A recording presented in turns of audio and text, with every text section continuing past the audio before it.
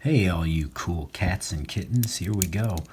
We are going to continue on with the factoring and what we use it for. At least one of the major things we use it for is to solve more complicated nonlinear equations. And just a recap of the procedure, you want to make sure your equation is equal to 0, then you factor it, and then set each factor equal to 0 and solve. Okay.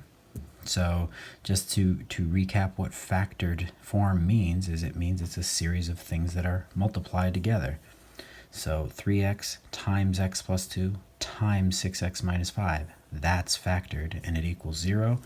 So we set each factor equal to 0. That means either 3x equals 0 or x plus 2 equals 0 or 6x minus 5 equals 0. And if any one of those things are true, then the entire equation equals 0. So the first factor gives you a solution of x equals 0. The second factor gives you a solution of x equals negative 2. You subtract 2 from each side. And this one you add 5, so you'll have 6x equals 5, and divide by 6, and you'll have x equals 5/6. So 3 factors, 3 solutions. Number 2 here, step 1, not equal to 0. So let's bring everything to one side. So I'm just going to subtract 8x from each side. And now I'm going to try to factor this. And remember, going through your factoring, first thing you look for, GCF. All right. So what can we take out of this? I can take a 2 out of 6 and 8, and I can take an x out of these two terms.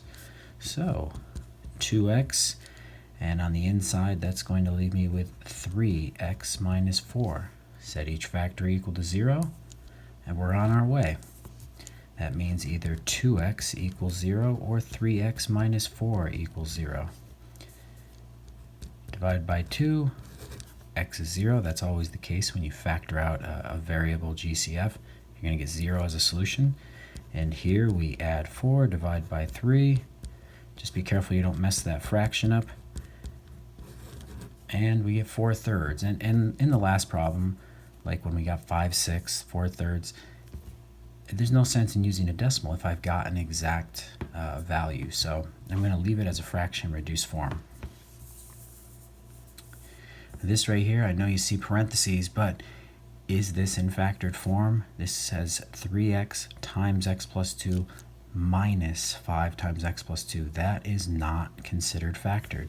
It has to be everything multiplied. So we do have it equal to 0, and you should notice it's not factored, but they each have that x plus 2. So this is really like that step in the middle of grouping, the grouping procedure that you're trying to get to. So when you have that common factor of x plus 2 in this case, you can factor it out. Put it at the back or put it at the front, wherever you like. But the other factor is made up of those coefficients, 3x minus 5. So when you factor out that common x plus 2, you have 3x minus 5. And now that is factored. X plus 2 times 3x minus 5 equals 0. Set each factor equal to 0. Pretty easy to solve. That means you're going to get x is negative 2 as one solution. Or here, when you set this equal to 0, you add 5 and divide by 3. So we'll get 3x equals 5. Divide that by 3. It doesn't go in evenly. I don't want to have 1.666 repeating, so we'll leave it as 5/3. There's our two solutions. Number 4 here, got it equal to 0. Great. Now let's try to factor. Is there a GCF I can take out of all 4 of these terms? No. Then we move on to one of our other types. 2 terms, look for dots. 3 terms, look to unfoil. 4 terms, we're looking to group.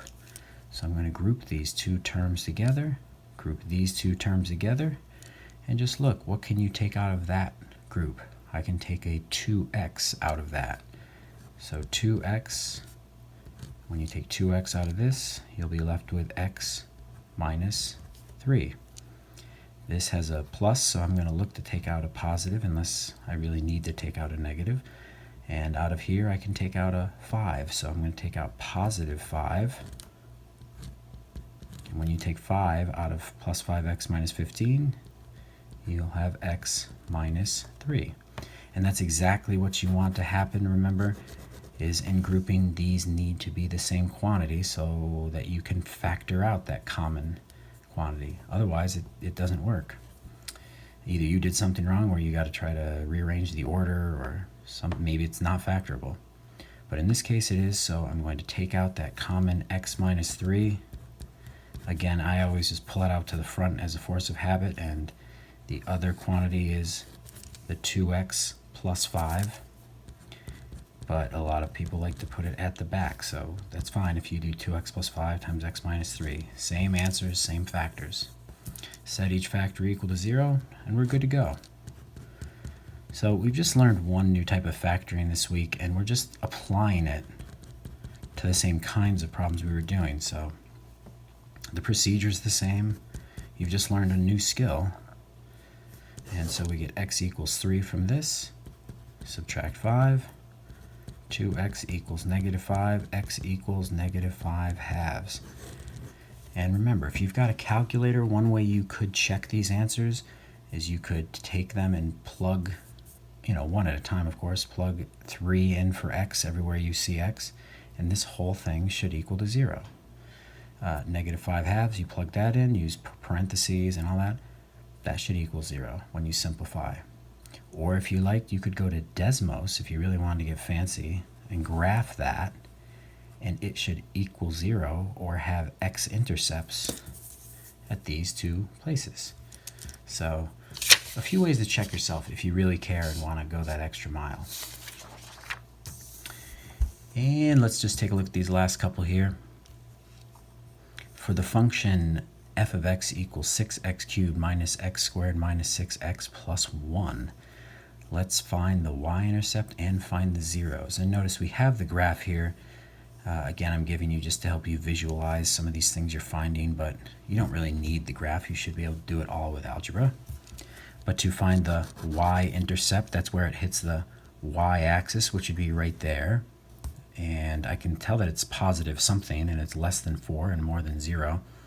But remember how you find the y-intercept is you plug in 0 for x, right? Because in order to be on the y-axis, the x-coordinate has to be 0. So you plug in 0 and say, what's y when x is 0? And in this form, boom, you get 0, 0, 0, but then this plus 1 on the end. So you get 1. And that seems to make sense in our picture. That seems to be about 1 if that's 4. Finding the zeros. Remember, zeros are just another word for x-intercepts, or sometimes called the roots of a function. And you can see that this function hits the x-axis 3 times, which should not be that surprising because the function we're dealing with has a degree of 3. So oftentimes you're going to find that that is the number of x-intercepts it has. Usually is, until you get to Algebra 2 and you learn about things like imaginary numbers. So what we are going to do always, if you want to find the x-intercepts, you put in 0 for y. Or in other words, set the whole equation equal to 0. Remember, f of x is just the same thing as y, so you're just putting a 0 there.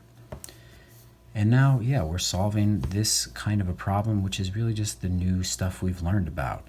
Trying to take a GCF out to help me solve it? There isn't one. It's got 4 terms. I'm grouping it. Group, group. What can you take out of that first group? A GCF of x squared. When you take x squared out of these two, you'll have 6x minus 1. What can I take out of this group? Well, it starts with a negative, so you usually want to take a negative out. And remember, the only thing I can take out of those two is really a 1. So in this case, I'm going to take negative 1 out. We've done this a few times now, but still, it can be tricky if you're not careful. When you take a negative out, you'll have 6x minus 1. Negative 1 times negative 1 is positive 1, which is what you wanted anyway, because now these are the same. So if you're good with your grouping, this is just autopilot. Take out that 6x minus 1, and the other quantity is x squared minus 1. And is that completely factored? You always got to watch out when those are exponents other than 1. Maybe they can go further. And yes, x squared minus 1, that's a dots, a difference of 2 squares. So that is actually going to break down a little bit further. X squared is going to go to x plus minus, and the square root of 1 is 1. So x plus 1, x minus 1. And you've got 3 factors for your 3 x-intercepts. Set each one equal to 0 and solve. So this first factor, add 1, divide by 6, you get x is 1/6. Set this equal to 0, you get x is equal to -1. Set this equal to 0, you get x is +1. There's your 3 x-intercepts. And take a look at the graph. You can see that is +1, because this is +4 right here. That's -1, and that is the +1/6. It's a very small number, but it is on the positive side, and it's there. -1, 1/6, 1. Or if you wanted, you could write 1/6 plus or minus 1 if you want to try to get fancy. Definitely you could go to Desmos and see this very easily. But remember, I'm looking to see that your work matches and you can find these things with algebra. Okay, last one. Find the values of x where this f of x, 9x cubed plus 18x squared, that's this curve, intersects this. G of x is 4x plus 8. That's a line with a y-intercept of 8 and a slope of 4, mx plus b. So remember, when you're trying to find where two graphs intersect, it's just another way of saying, where does this graph equal this graph? And you can see they equal each other. They have the same y value at 3 different points. So we set this equal to this. Where does 9x cubed plus 18x squared equal 4x plus 8? So we set them equal, and now how do you solve this? You bring everything to one side. Be a hero, make it 0. So bring all this over, subtract 4x, subtract 8. It's got 4 terms. There's no GCF I can take out first, so let's just do some grouping. What can you take out of this? 9x squared. You'll have x plus 2. This leads off with a negative, this second half of this, so I'm going to take out a -4 in this case.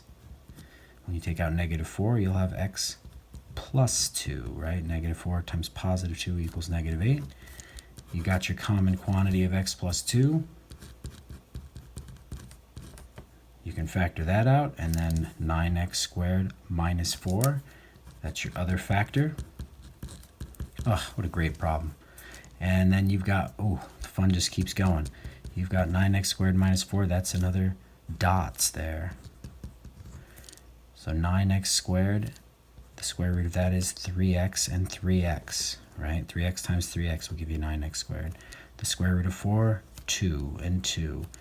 Make one of them plus, one of them minus. You've got your factors. 3 factors, 3 intersection points. Set them equal to 0. X equals -2. When you set these equal to 0, just be careful. That one you're going to subtract 2 and then divide by 3. So -2/3. This one you're going to get the same value, just the positive. So +2/3. Add 2, divide by 3. And that's what these are showing you right here, that these intersect at -2. These intersect right here. That's -2/3. And the problem's only asking for the x value where they intersect. And this one, they intersect at an x value of +2/3. If you wanted to know the y values to get the ordered pairs, you would just plug them in and get them to either equation. But there we go. There's the 3 intersections. Check them on Desmos, but show your work. All right, kids. Let me know if you got any questions. Have a good day.